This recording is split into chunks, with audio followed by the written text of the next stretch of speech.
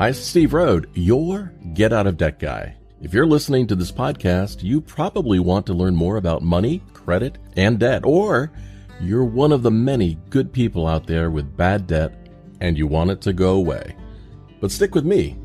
Together we can make that happen. Either way, I'm here for you, and I believe a better and more financially successful future is ahead. It can be within your grasp. I'd like to ask you for a favor. If you find this or any of my podcasts helpful, please take a moment and leave a review on the podcast platform you're listening on. Your feedback and opinion matter to me, and if I've done a good job, your review helps others to find the podcast as well.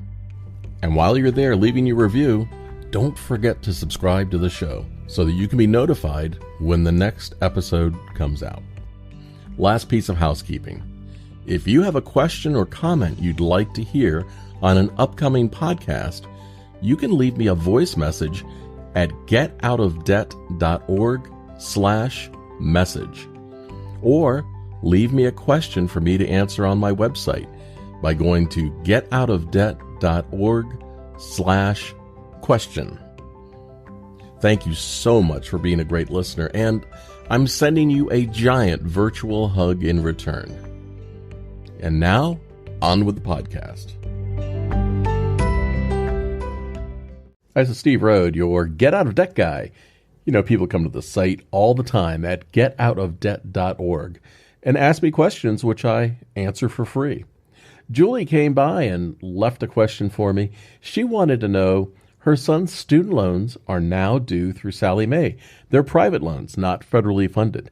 There are 7 loans totaling just under $40,000, and the interest rate for each loan varies between 7.25 and 9.6%. They're looking to consolidate into one loan with one monthly payment. They've received a lot of mail offers and want to know how to find a reputable loan consolidation business. Well, Julie, you know, it's never a good idea to consolidate federal student loans into private student loans, but that's not your situation here. You indicated that these are not federal student loans, so let's consider logical points before consolidating them. Many companies out there want your private student loan consolidation business because they can make a lot of money off of it. Selecting the best company for you should come down to research and math. There's no shortage of companies that want your business. Here are the most important points to pay attention to. Number 1 is interest rates. You need to know what the actual interest rate will be before you can make any decision. Teaser rates or promotional rates are a gimmick. Find out the interest rate that will be charged over the majority of the loan and avoid adjustable rate loans. Especially as we head in towards higher interest rates and inflation, the cost will just go up and up and up. Number 2, you want to look at the length of the loan. A low monthly payment can be manufactured by extending the length of the loan. So if you're shopping by monthly payment alone, you can wind up paying a significant amount of interest. Look for a length of loan that is tolerable. When comparing the cost of different offers, make sure the loan length is the same. Don't compare a payment of a 5-year loan to a 10-year loan. You can make a loan look cheaper and lower the monthly payment just by extending the loan out. And that can fool you and trap you into paying a lot more interest than you really want to. Number 3, look for any special features. Ask the lender if there are any special features available if you become disabled or unable to make the payment.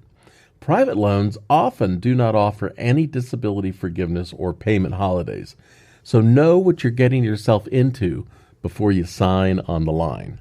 And number 4, look for hidden fees. Does the loan offer contain any hidden fees that will increase your cost of borrowing? A private loan is really not special. A private student loan consolidation is not a particular type of loan. For example, you could go to your local bank or credit union and ask if they'd be willing to consolidate the private student loans into a new consumer loan. With this strategy, you're approved for a loan that will cover the cost of all open private student loans and then use a portion of that approved loan to pay off the individual student loans.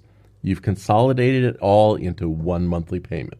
And it may be cheaper and at a lower cost because don't forget, the offers arriving in your mailbox are marketing messages generated by data that indicates you have private student loans.